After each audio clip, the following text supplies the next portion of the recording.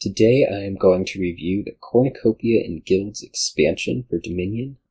How these reviews work is we're going to look at some of the things that it introduces or emphasizes, some of the components that will make or break an expansion, and look at some extremes both in strength and fun along with a little bit of fluff at the end. And for each of these things I'm going to give them an American letter grade, and then we can weight them into what we'll call a GPA for the expansion at the end. So getting started, some context. Cornucopia and Guilds were originally actually separate expansions. They have since been combined with a second edition. So Cornucopia was the 5th expansion, released in June 2011. Guilds was the 8th expansion, released in June 2013. They were both small expansions. Both had 13 cards, I believe. And they eventually got combined into something that was called Mixed Box, and eventually when it's time to do a second edition for them in March 2020, released March 2024. They got combined permanently. So, don't look for the first editions. The things that got removed and replaced, got removed and replaced for a reason. Don't find out the reason because it's not worth your money. Contents, there were 13 cards in Cornucopia, there are 13 cards in Guilds, now there's 26 cards in the, all of them together. There's these 6 rewards cards. That's from one of the Kingdom cards in Cornucopia, or that was originally in Cornucopia. It had 5 prizes, now it's 6 rewards. Now I guess you can't really call them in a single expansion, but it's for this card called Joust. There's a coffers mat, and then there's coin tokens that go on your coffers mat that represent coffers. Coffers is one of the new mechanics from this. It was originally a Guilds mechanic. Similarly, overpay was a Guilds mechanic.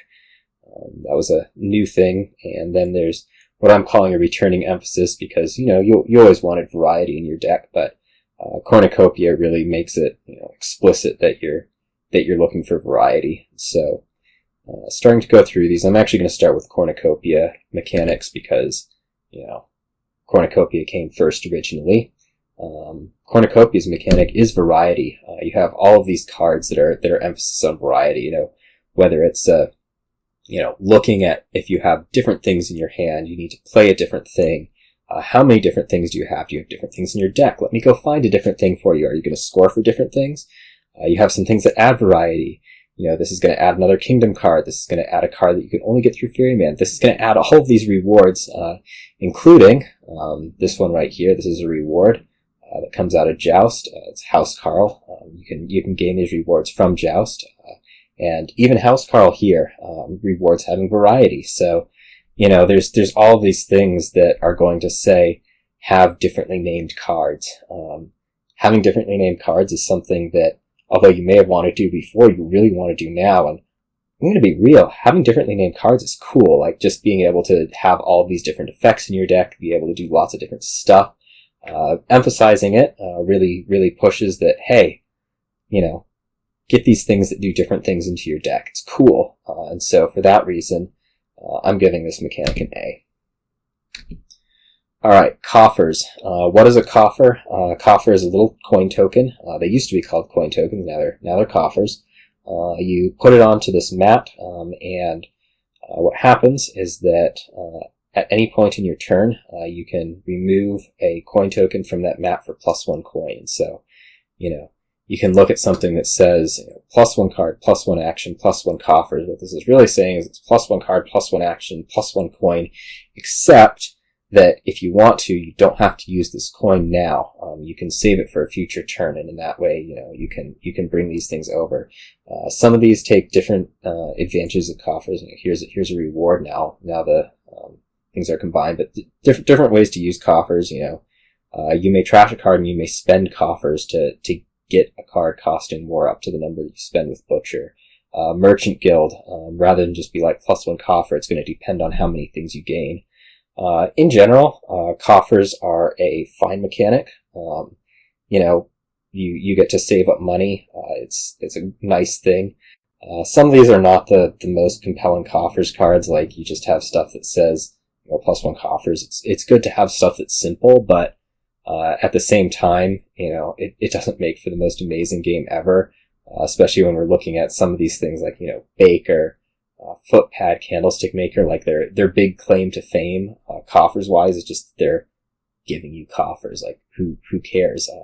A lot of the time, more expensive things are good and getting things earlier is better. So, is it really a big deal that I'm getting coffers from these things rather than coins?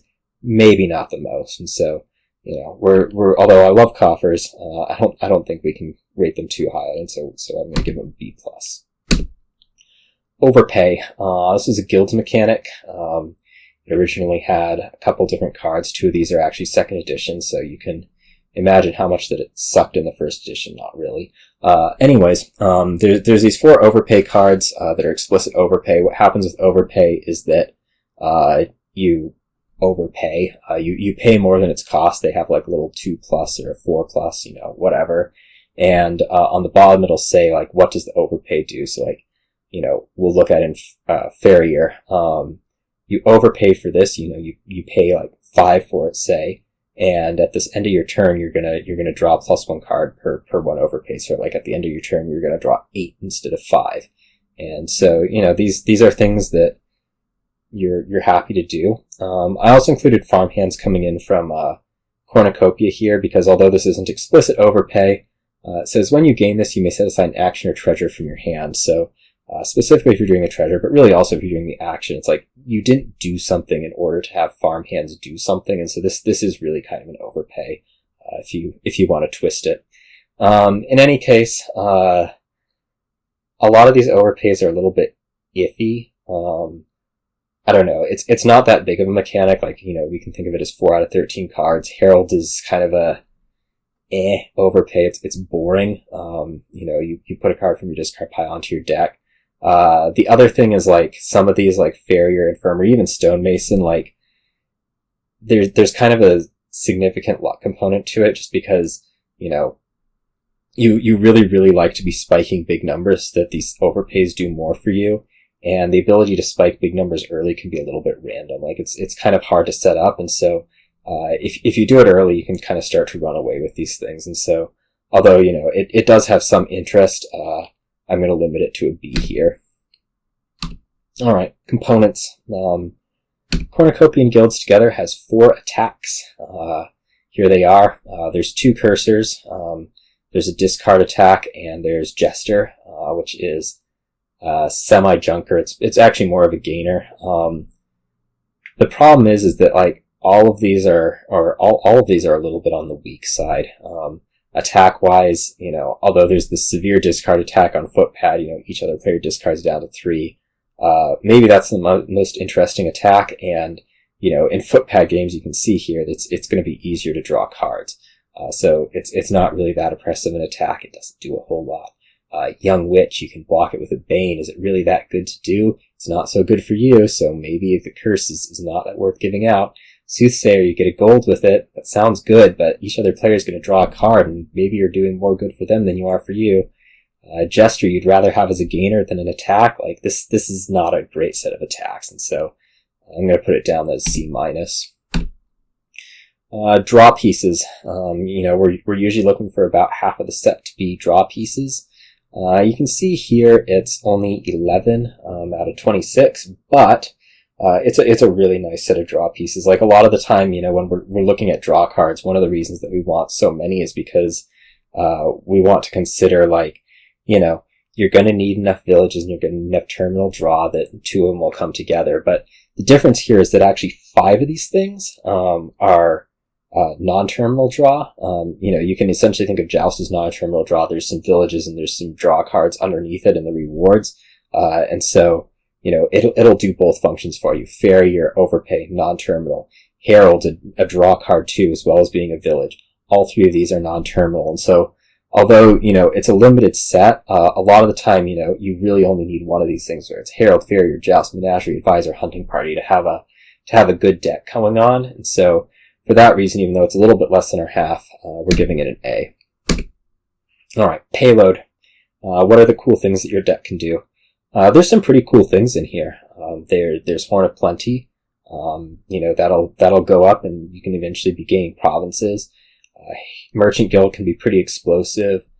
Butcher's a pretty cool remodel. You can be even remodeling coppers into provinces if you accumulate enough coffers. Joust has some payload stuff under it. There's a gold gainer, there's a cost reducer. So these are all like decent variety. It's probably a little bit hurting in like the mid-turn gain stuff. Like Jester's kind of a little, I don't know, crappy for doing that. Soothsayer's only gaining you gold, and again, like, are you helping your opponent more? Maybe. So it's a little bit hurting there. I think it can be a little bit frustrating just because, like, some of this is a little bit slow. Merchant Guild's a little bit slow to get going. Joust can be really random. Like, are you actually going to get the best payload on the board when Jousted there? Maybe not. Maybe you'll just lose. So rather than, although it's a good variety of things, it can be not the most amazing. So I'm going to give it a B+. Extremes. Let's take a look at high-end strength. These are your three strongest cards. Joust is going to get you these rewards that are amazing. There's one that's a 2 coin cost reducer that oftentimes is going to be the best thing that you can do on a board. That's a little bit frustrating though, because a lot of the time in these Joust games, it's just going to be, I gotta get Joust, I gotta get a province because I gotta get this thing. And so those games can be a little bit monotone.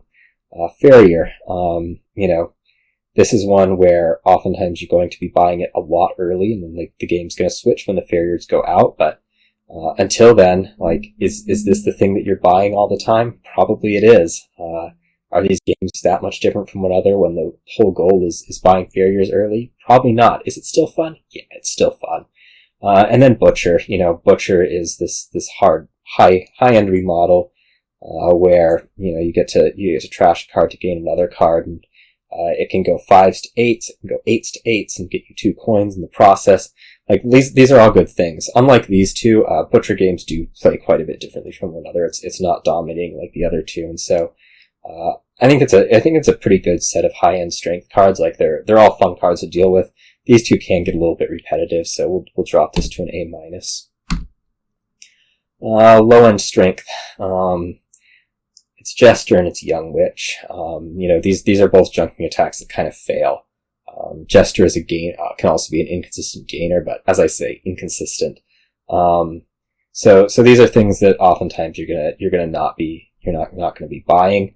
That said, like, they are junkers, so at some point, you are going to be happy to get them because your opponent maybe can't deal with the junk.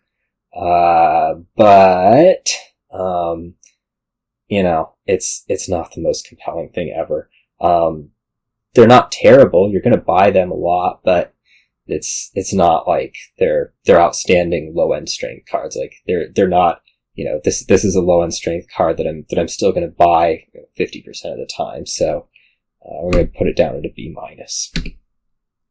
I'm going to say the most exciting card is Horn of Plenty.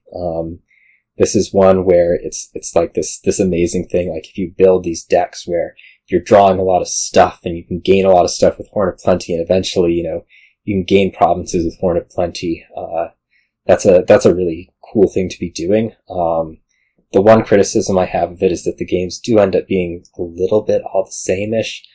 There's it's a matter of, can you draw or can you not draw? And if you can draw, even if it's like the most crappy draw ever, you're going to be trying to do this Horn of Plenty thing. And so, although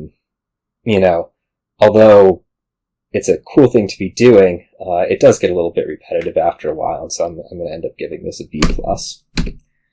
Most unpleasant, I'm calling it Joust.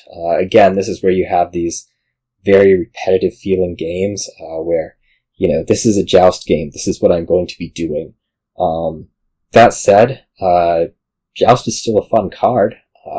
It can be frustrating if you're not getting the first reward and you maybe aren't going to get what you want, but, you still get to mess with these rewards, and even if you don't get the first one, well, maybe it's a challenge to try to win with the others. And so, although, you get a lot of samey games and you get this frustration, I'm not going to knock it completely. I'm going to give this a B+. Alright, theme. Theme is fantastic. Cornucopia has, like, all of these, harvest cards, variety cards. Guilds is all jobs. They're like butchers, candlestick makers, bakers. I think there's a poem or something with that. Theme is great. It's an A here. Artwork. What I will say is that between Cornucopia and then this second box art, the boxes are great. The actual cards are maybe a little bit hurting, so we'll give this one a C+. Vibe. The vibe is good. Cornucopia maybe a little bit more so than Guilds with the variety. That said, you may have heard a theme here, which is like the games get pretty repetitive. Like if you're heavy Cornucopia Guilds, a lot of the time, we talked about this non-terminal draw. Like you're going to have one of these non-terminal draw cards. It's going to feel pretty much exactly the same as maybe all the other non-terminal draw cards. You have your Farrier that you're going to do a lot. You have your Joust that you're going to do a lot. It's despite having this variety theme, it's maybe not the most variety of games, and for that reason, I'm going to give it a B. So sum it all up, average it out. We're giving it a 3.32. That's on the high end. This is a good expansion. The second edition did help quite a bit, as they always do. It's something. It's a real highlight of the early sets, and so should you be buying Cornucopia and Guilds? Well, I mean, it's a good expansion. You should buy Cornucopia and Guilds.